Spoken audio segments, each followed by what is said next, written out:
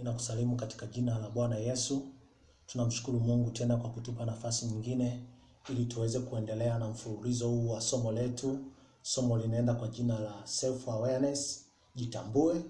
Lakini leo tunaenda na kichwa kinachosema jenga mtizamo sahihi kuhusiana na mazingira yako. Na nadhani hii itakuwa ni kipindi cha mwisho kabisa kwenye somo hili la self awareness. Baada ya hapo tutaingia kwenye somo lingine.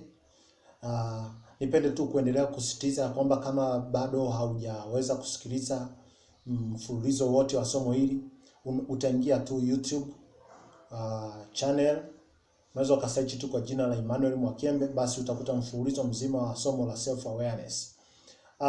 Tumezungumzia mambo mengi. Tulianza kuangalia namna ambavyo miili yetu ipo, tukaangalia namna ambavyo vile Mungu ametufanya, kwa nini tuko duniani, tukaangalia kuhusiana na ulimwengu wa roho, tukaangalia kuhusiana na mazingira yanayotuzunguka. Kwa hiyo tumezungumzia vitu vingi sana. Sasa na nashukuru sana na maswali mengi sana nimeyapata kutoka kwa watu mbalimbali na comment zao, na washukuru sana wanao comment. Mungu awabariki sana. Sasa tunapomalizia somo hili, ni muhimu sana ukajenga mtizamo sahihi kuhusiana na mazingira yako. Mtizamo sahihi kuhusiana na mazingira yako. Hiyo ni muhimu sana. Sasa unajengaje huo mtizamo sahihi? Ninapozungumzia mazingira yako, nazungumzia hali yako ya kiroho, nazungumzia mazingira yanayokuzunguka, lakini pia nazungumzia namna ya mwili wako. Hayo yote ni mazingira yako, namna unavyotawala mwili wako. Hayo yote ni mazingira yako. Kwa hiyo licha ya kuzungumza mambo mengi sana, ni lazima sasa tumalizie kwamba niondoke sasa na mtizamo gani? Niondoke na mtizamo gani kuhusiana na vile nilivyo, kuhusiana na vile Mungu alivyonifanya, kuhusiana na mazingira nilionayo, kuhusiana na hali yangu ya kiroho nilionayo. Niondoke na mtizamo gani? Nijenge mtizamo gani? Kwa hiyo ni lazima sana ujenge mtizamo sahihi, kwa sababu usipojenga mtizamo sahihi hautafika kwenye mafanikio ambayo unakusudiwa kufika. Hautafika kwenye mafanikio ambayo umekusudiwa kufika, kwa sababu kuna wengine wamekata tamaa na mazingira yao, wengine wanaona kwamba sasa hawezi kutoka hapo, wengine wanaona ndivyo Mungu alivyokusudia waishi hivyo, lakini sio. Kwa hiyo kuna mtizamo sahihi. Sasa tutaangalia point kama 8 hivi siku ya leo. 8 point. Kitu cha kwanza, mtizamo wa kwanza unaotakiwa kujenga ni kwamba hauko duniani kwa bahati mbaya. Mungu ana kusudi na maisha yako. Hicho kitu cha kwanza. Hauko duniani kwa bahati mbaya. Mungu ana kusudi na maisha yako. Haijalishi umezaliwa wapi, haijalishi mazingira yako wako vipi, hata kama mazingira yako ni mabaya sana, hata kama mazingira yako ni magumu sana, hata kama wengine wanakucheka, hata kama wengine wanakuona kana kwamba saizi haufai.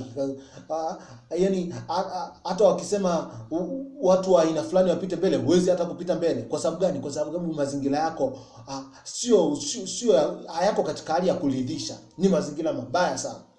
Lakini hivyo ulivyo, aidha umezaliwa kwenye familia maskini, aidha umezaliwa kama mtoto yatima, aidha umezaliwa kwenye hali yoyote ile mbaya, hali yoyote ngumu, umezaliwa umejikuta ni mtoto wa mtaani, umezaliwa umejikuta familia yako haina uwezo wa kukulea vizuri, haina uwezo wa kukusomesha, vyovyote vile Mungu anakusudi na maisha yako. Kwa hiyo maadamu unaishi, haupo hapa duniani kwa bahati mbaya. Mungu anakusudi na maisha yako. Kwa hiyo hicho ni kitu cha kuendelea kuimba kwamba haijalishi mazingira yangu, haijalishi niko vipi, Mungu anakusudi na maisha yangu. Mungu anakusudi na maisha yangu. Mungu anakusudi na maisha yangu. Hata kama wengine wanakuona hufai, hata kama wengine wanakuona na huyu naye utamhesabu wakisema watu wapite mbele. Hata kama watu wanakunenea maneno gani, kwa sababu watu watazungumza tu, kwa sababu watu hawajui unalopitia. Watu hawajui umebeba mzigo gani. Watu hawajui, lakini katika mazingira yoyote hayo Mungu anakusudi na maisha. Kwa hiyo ni mtizamo unatakiwa ujenge kwenye moyo wako, mtizamo unatakiwa ujenge kwenye maisha yako. Huo mtizamo unatakiwa utembee na hilo neno kwamba Mungu anakusudi na maisha yangu. Mungu hakunileta hapa duniani kwa bahati mbaya. Mungu anakusudi na maisha yangu. Mungu anakusudi na maisha yangu. Mungu hakunileta hapa duniani kwa maisha. Tembea na huo mtizamo. Mtu asikudanganye, mtu asikukatishe tamaa, tembea na huo mtizamo ya kwamba Mungu anakusudi na maisha yangu. Mungu anakusudi na maisha yangu. Na unapotembea na huo mtizamo unaweza ukaendelea kujikumbusha mifano mbalimbali kwenye maandiko. Tunamwona Daudi ambaye alikuwa mchunga kondoo, lakini Mungu alikuwa amekusudia Daudi awe mfalme. Tunamwona Gideon ambaye alikuwa amekata tamaa, anajiona kana kwamba yeye hawezi, yuko kwenye familia maskini, lakini Mungu alikuwa anamuona ni shujaa na amemkusudia kukomboa taifa la Israeli. Tunamwona Yeremia alikuwa anajiona ni mtoto, anajiona kwamba hawezi, lakini kumbe Mungu alikuwa amemkusudia kuwa nabii wa mataifa. Tunamwona hata Yesu jinsi ambavyo alizaliwa katika hali duni sana, lakini kumbe Mungu alikuwa amemkusudia kwamba yeye au ni mwokozi wa ulimwengu. Kwa hiyo haijalishi mazingira yako, endelea kujikumbusha neno la Mungu, endelea kujikumbusha jinsi ambavyo Mungu aliwakusudia watu mbalimbali ambao wakati huo walikuwa kwenye mazingira duni sana, lakini Mungu alikuja akawainua. Mungu kumbe alikuwa na sababu ya maisha yao. Na unapokuwa na huo mtizamo kwamba Mungu anakusudi na maisha yangu, inakuwa ni rahisi sasa kuanza kutafuta kusudi la Mungu juu ya habari ya maisha yangu mimi ni nini. Na ukishalijua hilo kusudi la Mungu juu ya habari ya maisha yako, utaanza kuishi kusudi la Mungu juu ya maisha yako. Hilo kusudi la Mungu litakupeleka kwenye mafanikio. Kusudi la Mungu litakupeleka kwenye ukuu. Kusudi la Mungu litakutoa kwenye huo ubaya kupeleka kwenye uzuri. Kwa hiyo hicho kitu cha kwanza, huo ni mtazamo wa kwanza kujenga, ya kwamba hauko duniani kwa bahati mbaya. Mungu ana kusudi na maisha yako. Kitu cha pili, usikatishwe tamaa na mazingira yako. Mazingira yako yamebeba ukuu ndani yako. Mazingira yako yamebeba ukuu ndani yake. Tuliangalia jinsi ambavyo Mungu amekupitisha kwenye hayo mazingira ili upate uzoefu wa kukutoa wewe, lakini pia uje kuwasaidia kuwatoa wengine. Tuliongelea mambo mengi sana. Kwa hiyo mtizamo wa pili unatakiwa kuwa nao ni kwamba isiwepo kitu cha kukukatisha tamaa. Asiwepo mtu wa kukukatisha tamaa. Asiwepo mtu wa kukuonyesha kwamba wewe kwa jinsi mazingira yako yalivyo huwezi kufanikiwa. Kataa hayo maneno. Mtu kukuambia kwamba wewe kulingana na mazingira yako huwezi kuwa tajiri, kulingana na mazingira yako huwezi kusaidia wengine. Kataa huo mtazamo. Asiwepo mtu wa kukatisha tamaa. Lione tumaini kwamba lipo tumaini. Kwa sababu gani? Mazingira hayo ambayo unapitia sasa Mungu aliyaruhusu, na ndani yako kuna ukuu wa kukutoa wewe kwenye hayo mazingira, lakini pia ili pia ufanyike kuwa msaada kwa watu wengine, uweze kuwasaidia kutoka kwenye hayo mazingira mabaya nao walionayo, kuwapeleka kwenye mazingira mazuri. Kwa hiyo usiruhusu mtu ama kitu au katisha tamaa. Haijalishi huyo mtu ni wa karibu kiasi gani. Hata kama ni mzazi wako asikukatishe tamaa. Hata kama ni ndugu yako asikukatishe tamaa. Hata kama ni rafiki zako asikukatishe tamaa. Muda wote jione kabisa ya kwamba ninaweza kufanikiwa. Muda wote jione kabisa ya kwamba naweza kufika mbali. Muda wote jione kabisa ya kwamba nimebeba majibu ya kunitoa mimi kwenye hii hali, lakini pia kuwatoa wengine kwenye hii hali. Kama ni hali ya umaskini, jione kabisa ya kwamba mimi ni maskini lakini ni kwa muda tu, lakini ndani yangu kuna ukuu wa kunisababisha kwenda kwenye hali nyingine. Kwa hiyo uwe na huo mtizamo ndani yako ya kwamba sikubali kukatishwa tamaa. Sikubali kuvunjwa moyo. Sikubali mtu anione kana kwamba siwezi. Hapana. Ndani yangu kuna ukuu, kwa hiyo nitaendelea kusonga mbele. Ninaposema kwamba usikubali kukatishwa tamaa, kwa maana ya kwamba unapoanza sasa mchakato wa kutoka, vitakuja vitu vingi sana vya kukatisha tamaa. Usikubali kukatishwa tamaa. Endelea kusonga mbele. Endelea kujiona kwamba ninaweza kufikia ile hatima ambayo Mungu amekusudia kwangu. Kitu cha tatu, wewe ni sura na mfano wa Mungu. Mungu amekuumba wewe ni sura yake na mfano wake. You are the image of God. Wewe ni sura na mfano wa Mungu. Vile ulivyo. Tulizungumzia kuhusiana na vile Mungu alivyotuumba na maumbile yetu. Tulizungumza pia kuhusiana na maumbile yote. Haijalishi huko una maumbile gani. Haijalishi wewe ni mrefu, haijalishi wewe ni mfupi, haijalishi wewe ni mweupe, wewe ni mweusi. Vyote vile ulivyo, wewe ni sura na mfano wa Mungu. Kwa hiyo mtu asikujaji kulingana na muonekano wako wa nje. Sikiza, Mungu amekupa wewe ni muonekano kwa sababu ndio muonekano unaofiti kutimiliza kusudi lake aliloliweka ndani yako. Kwa hiyo mtu asikudharau kwa namna yoyote vile. Mtu asikudharau kwa namna yoyote kwa sababu wewe ni sura na mfano wa Mungu. Mungu amekuweka hapa duniani ili umwakilishe. Mungu amekuweka hapa duniani ili usimame katika nafasi yako sawa sawa. Mungu amekuweka hapa duniani ili kupitia wewe yeye aonekane. Kupitia wewe yeye atukuzwe. Kupitia wewe ufalme wake uweze kudhihirika. Kwa hiyo wewe ni sura na mfano wa Mungu. Kwa hiyo kama wewe ni sura na mfano wa Mungu, Mungu ameweka ndani yako. Ndani yako kuna nguvu ya kujitawala, na ndani yako kuna nguvu ya kutawala mazingira yako.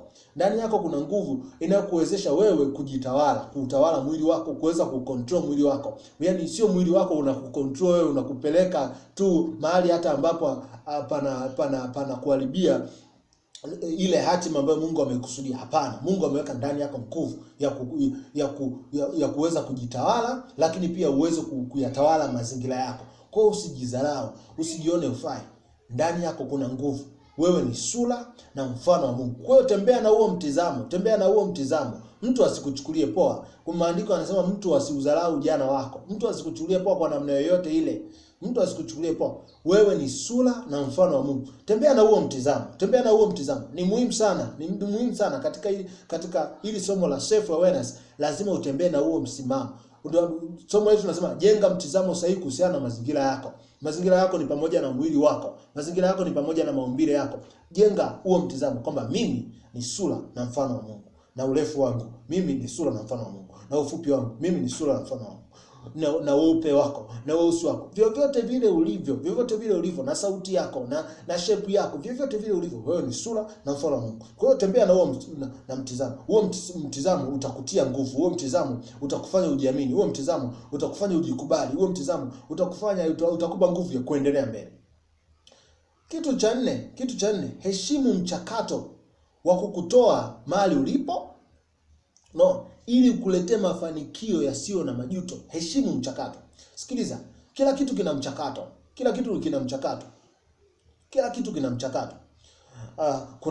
Kuna wakati wanasema kwamba usitamani kuishi maisha ya mavuno wakati wa kupanda mbegu. Usitamani kuishi maisha ya mavuno wakati wa kupanda mbegu. Kila kitu kina mchakato. Unapoona leo mti unatoa matunda, umepita mchakato fulani, kwamba ulipandwa, ukamwagiliwa maji, ukalindwa ule mti usiathiriwe na wanyama. Ndio maana ule mti ukaje ukakua, ulivyokuwa ukaanza kutoa matunda. Kulikuwa na mchakato, na huo mchakato una muda. Kwa hiyo haijalishi uko kwenye pointi gani ya maisha, kuna mchakato wa kukutoa kutoka hapo ulipo kwenda mahali pengine. Kwa hiyo ukishajiwekea mchakato kwamba mimi nitaanza na kitu hiki, nitaanza na hatua hii, nitaanza kufanya kitu hiki. Heshimu kile kitu ambacho umeanza kukifanya. Heshimu mwanzo wako. Usitamani tu matokeo. Unajua kuna watu wamejikuta hata wanauza muda wao kwa sababu tu wanatamani matokeo ya haraka. Kuna watu wamejikuta wameuza thamani yao kwa sababu wanahitaji tu matokeo ya haraka. Sikiliza, heshimu huo mchakato. Hata kama leo unafanya biashara au upati wateja wengi, heshimu huo mchakato. Endelea mbele, endelea kutatua changamoto hizo unazokabiliana nazo. Usidharau kitu unachokifanya, Heshimu huo mchakato. Huo mchakato ndio utakutoa kwenye hiyo pointi uliopo kwenda kwenye ukuu. Utakutoa kwenye hiyo pointi uliopo, itakutoa kwenye matatizo ulionayo kwenda kwenye mafanikio. Kwa heshimu mchakato. Kwa hiyo tunasema hivi kwamba ili ufanikiwe, heshimu mchakato. Na ili tutaonaje kwamba wewe unaheshimu mchakato wako? Kwanza utakuwa ni mtu mwenye nidhamu. Utakuwa unaheshimu kile kitu ambacho unakifanya. Una nidhamu. Lakini pia lazima uwe mvumilivu. Amini kabisa ya kwamba hata kama saizi naanza kwenye hatua ndogo sana, lakini kesho na kesho kutwa biashara yangu itaendelea kukua. Hiki kitu ninachokifanya kitaendelea kutambulika. Watu wataanza kuelewa nini nafanya. Mwisho wa siku nitafanikiwa. Mwisho wa siku nitakuwa nahitajika zaidi. Kwa hiyo heshimu mchakato wa kutoa mahali ulipo, au kutoa mahali ulipo kwenda kwenye ukuu, au kutoa mahali ulipo kama ni kwenye umaskini kwenda kwenye utajiri, au kutoa mahali ulipo kama ni kwenda kutoka kwenye kukataliwa kwenda kwenye kukubalika, au kutoa mahali ulipo. Kwa hiyo kila kitu kina process. Never bypass the process. Hasara ya kubypass process, hasara ya kukwepa mchakato ni kubwa sana. Lakini pia ukipitia mchakato itakusaidia sana kuelewa namna ya kutoka kwa hatua fulani kwenda nyingine. Kwa hiyo inakusababisha pia hata uwe na majibu kwa watu wengine ambao wanapitia mchakato huo ambao wewe ulikwisha upitia na ukakuletea mafanikio. Lakini kitu kingine tunazungumzia sasa hapa, kitu cha 5, ya kwamba heshimu maono yako. Simamia kile unachokiamini. Heshimu maono yako, simamia kile unachokiamini. Kwa hiyo ni lazima uheshimu sana maono yako. Kwamba okay, mimi natamani nije kuwa daktari. Hayo ndio maono yako. Mimi natamani nije kuwa rais wa nchi, nije kuwa mwanasiasa. Mimi natamani nije kuwa mwanasheria, niwasaidie watu wangu kupitia taaluma ya sheria. Whatever, kitu chochote ambacho unakiona, kitu chochote ambacho umejiwekea picha kwamba natamani nije kufika mahali fulani, natamani nije kufikia level fulani ya uchumi, natamani nije kufikia level fulani ya kibiashara, natamani nije kitu chochote kile ambacho umekiweka kama maono, umekiweka na ni maono kwako. Heshimu maono yako. Heshimu maono yako. Sikiliza, Yusufu aliheshimu maono yako. Aliheshimu maono yake. Hakuruhusu kitu chochote kije kuvuruga maono yake. Hakuruhusu kitu chochote kije kuvuruga maono yake. Kwa hiyo maono, tunasema maono ni nini? Maono ni picha ya utimilifu wa lile kusudi. Mungu ukishajua kusudi lako, lazima unakuwa na picha ya mahali unakoenda, unakuwa na picha ya mahali unakoenda kutimiliza lile kusudi. Kwa ile picha ndio maono. Ile picha ndio maono. Ile picha ndio inakupa mwelekeo. Okay, mimi kitu gani nakihitaji kwenye maisha, kitu gani sikihitaji kwenye maisha. Njia gani natakiwa kupita, njia gani sitakiwi kupita. Marafiki gani natakiwa kuwa nao, marafiki gani sitakiwi kuwa nao.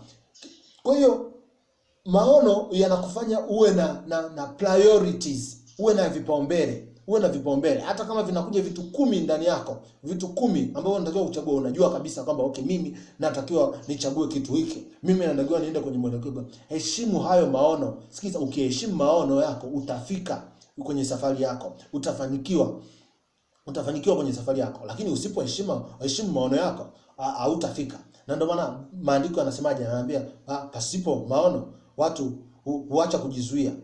Usipokuwa na maono utakuwa ni mtu ambaye unaweza tu kaenda ukokote, unaweza tu kufanya chochote, yani hauna mpangilio kwenye maisha. Heshimu maono yako. Kwa hiyo tunapojenga mtizamo sahihi kuhusiana na mazingira yako, ni lazima ujue kabisa ya kwamba maono ni kitu cha kukiheshimu. Maono ni kitu cha kukiheshimu kwa sababu ndiyo yanayokupa mwelekeo wa kutoa mahali ulipo kwenda pale mahali ambapo Mungu amekusudia, kwenda kwenye kutimiliza kusudi la Mungu kwenye maisha yako.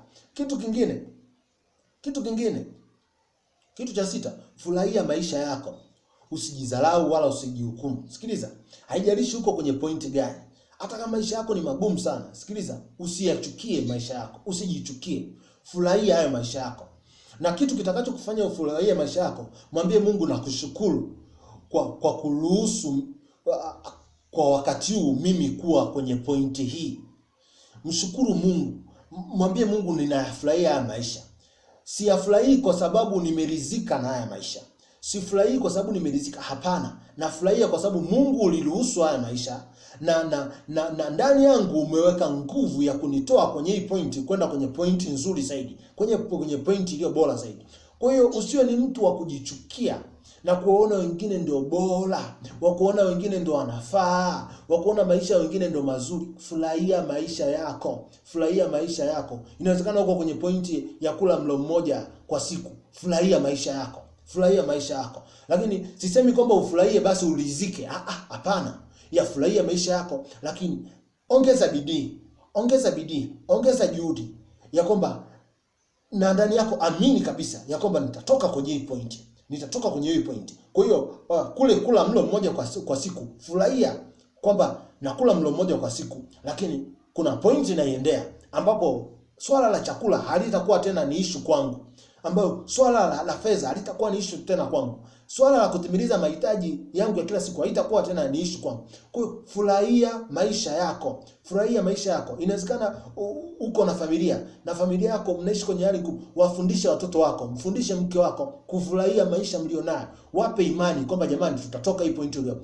Lakini pia imani bila matendo imekufa. Kwa hiyo lazima sasa uwe na matendo yanayoshahabiana na maneno yako. Kwamba okay, unafanya kitu gani sasa cha kutoa kwenye pointi uliopo kwenda kwenye pointi nyingine. Kwa hiyo usijichukie wala usijidharau wala usijione ufai. Furahia maisha yako. Furahia maisha yako.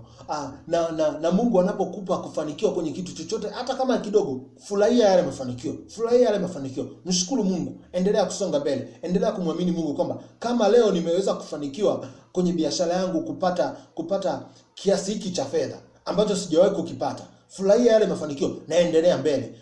Na amini yale mafanikio yakupe kuamini kwamba okay, kumbe ninaweza zaidi. Kumbe ninatakiwa tu niongeze nguvu zaidi. Kumbe nitafanikiwa. Kitu kingine, vaa imani na ujasiri. Vaa imani na ujasiri. Tupa mbali woga. Biblia inasema kwamba yote yanawezekana kwake yule aaminie.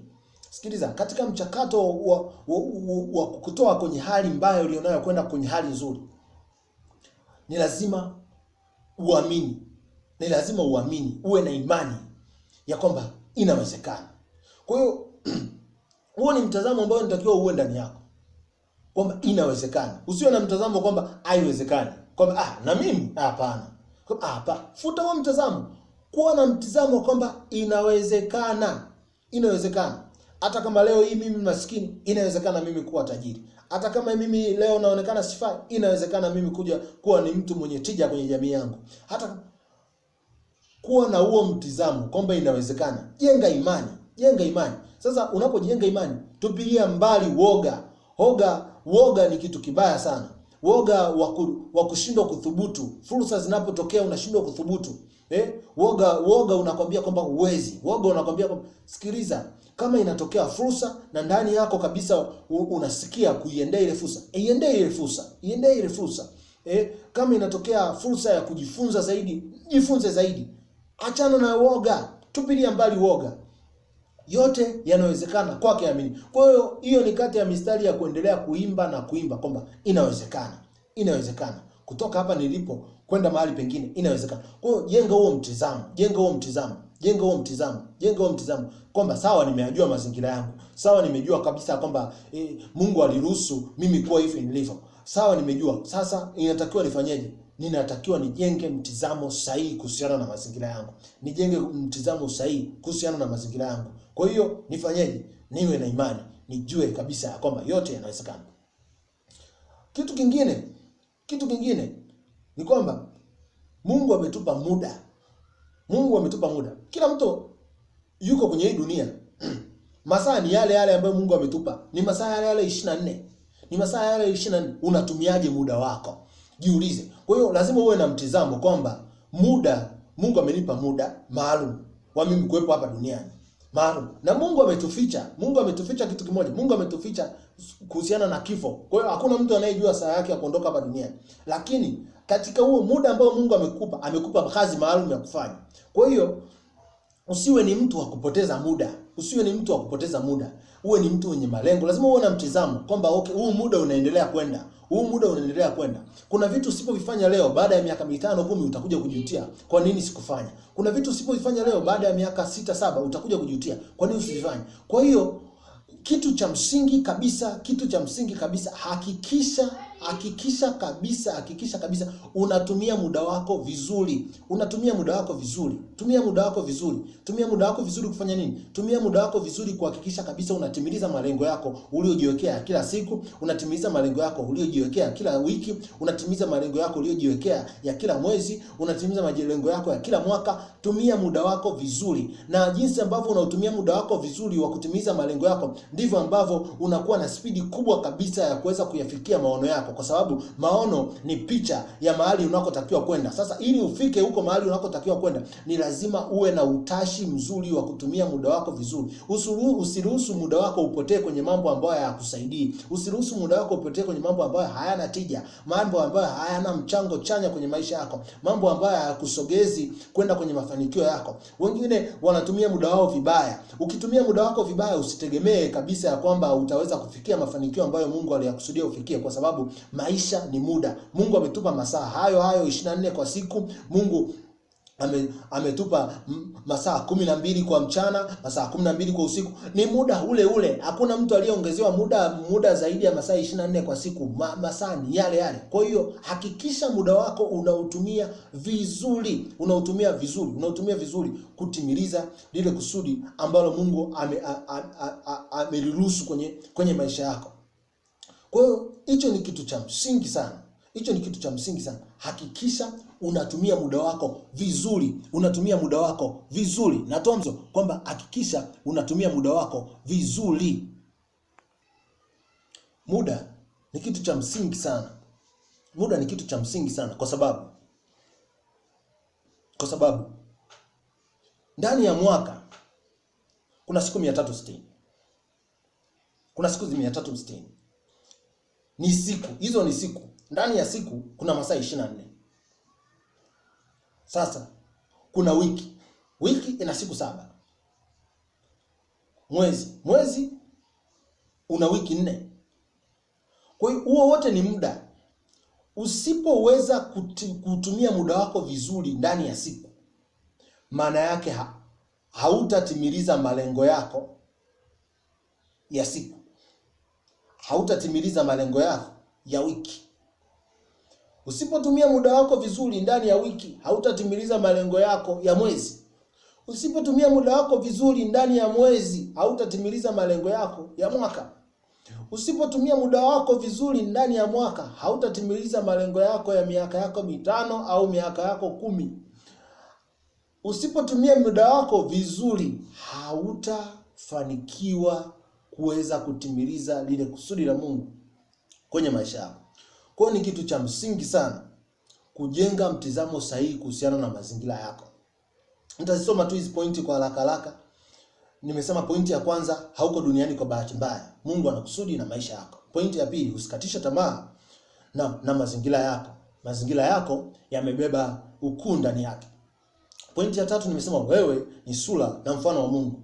Ndani yako kuna nguvu ya kujitawala na kutawala mazingira yako. Pointi ya 4, nimesema heshimu mchakato wa kukutoa mahali ulipo ili ukuletee mafanikio yasiyo na majuto. Kwa hivyo lazima uwe na nidhamu na uvumilivu. Pointi ya 5, nimesema heshimu maono yako na simamia kile unachokiamini. Hiyo yote ni mtazamo. Pointi ya 7, nimesema vaa imani na ujasiri. Tupa woga, yote yanawezekana kwake yeye aamini.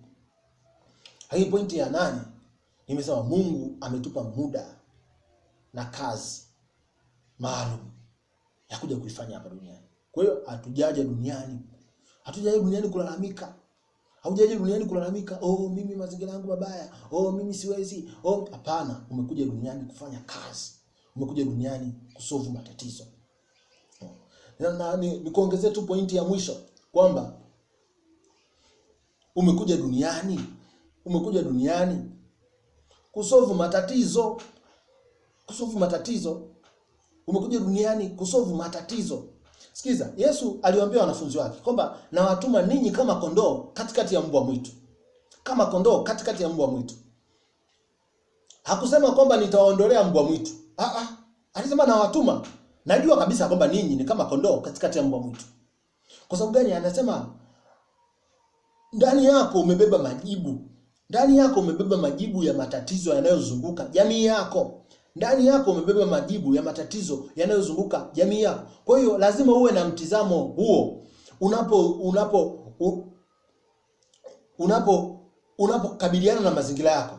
Huu ni mtizamo wa kujenga kuhusiana na mazingira yako, kwamba ndani yako umebeba majibu yanayokabili jamii yako. Kwa hiyo haijalishi uko kwenye mazingira gani, haijalishi unaishi maisha gani, lazima uwe na huo mtizamo kwamba ndani yangu nimebeba majibu ya matatizo yanayozunguka jamii yangu. Kwa hiyo kama kila mtu atalalamika, nani basi atakuwa mkombozi? Nani basi ataibuka kidedea kuwasaidia wengine? Kwa hiyo ni lazima uchague kuwa kwenye upande wa kusababisha majibu ya jamii yako inayokuzunguka. Inawezekana jamii yako ni jamii duni sana. Inawezekana jamii yako ni jamii ambayo ni maskini sana. Jamii yako ni jamii ambayo kuna matatizo mengi sana. Sasa ukilalamika haisaidii jamii. Mungu amekupa wewe kuishi kwenye hiyo jamii, experience, upate uzoefu wa mambo yanayoendelea kwenye hiyo jamii. Kwa sababu gani? Ndani yako kuna ukuu, ndani yako kuna majibu ya kuisaidia hiyo jamii. Kwa lazima uwe utembee na huo msimamo, huo mtazamo ya kwamba ndani yangu kuna majibu, ndani yangu nimebeba majibu ya kusaidia jamii yangu, nimebeba majibu ya matatizo yanayoikabili nchi yangu, nimebeba majibu ya matatizo yanayokabili bara la Afrika, yanayokabili dunia. Lakini mtizamo mwingine, huu utakuwa ni wa 10 sasa. Wa 10 ni kwamba lazima uwe na mtizamo wa kujiuliza swali ya kwamba mimi nisipofanya, maana yake nimeamua kubaki kwenye hali nilionayo, moja. Lakini pia nimeamua jamii yangu ibaki kwenye hali ilionayo. Nimeamua nibaki kwenye hali nilionayo, lakini pia nimeamua jamii yangu ibaki kwenye hali ilionayo. Lakini pia nimeamua kufa kwa kutotimiliza kusudi langu. Yaani mpaka naenda kaburini sijatimiliza kusudi langu. Kwa hiyo nimeamua kuishi kwa hasara hapa duniani. Kwamba nimeamua kuishi kwa hasara, kwamba kile kitu ambacho Mungu alikiweka ndani yangu kiweze kusaidia mimi na kusaidia wengine akijatumika. No. Kwa hiyo ni lazima utengeze huo msimamo kwamba nisipofanya mimi, ni nani atafanya? Ni nani ataisaidia jamii yangu? Kwa hiyo chagua leo kuwa watu ambao wamechagua kuisaidia jamii. Wamechagua kutoka kwenye hali walizonazo ili kwenda kwenye hali zingine za mafanikio, za ushindi. Lakini sio kwa sababu yao tu, lakini pia kwa sababu ya jamii zao, kwa sababu ya kuzitoa jamii zao kutoka kwenye hali moja kwenda kwenye hali nyingine. Kwa hiyo nimekupa hizo pointi 10 ambazo ni mtizamo sahihi ambao unatakiwa uwe nao kuhusiana na mazingira yako. Haijalishi uko kwenye mazingira gani. Yawe mazingira mabaya, yawe mazingira, lazima uwe na mtizamo wa namna hii. Mungu akubariki sana kwa kufuatilia mfululizo mzima wa somo hili ya self awareness, na Mungu azidi kukubariki kuendelea kufuatilia masomo mengine, na naamini Mungu atatupa nafasi ya kutufundisha somo la kujitawala, Kwa hiyo endelea kuniombea, lakini pia endelea kufuatilia mfululizo wa masomo haya. Mungu akubariki na uwe na wakati mwema, na wapenda wote, na Mungu aendelee kutupa nguvu na aendelee kuachilia neema yake na maarifa sahihi ambayo yatatusaidia sisi, lakini pia atasaidia jamii yetu. Amen.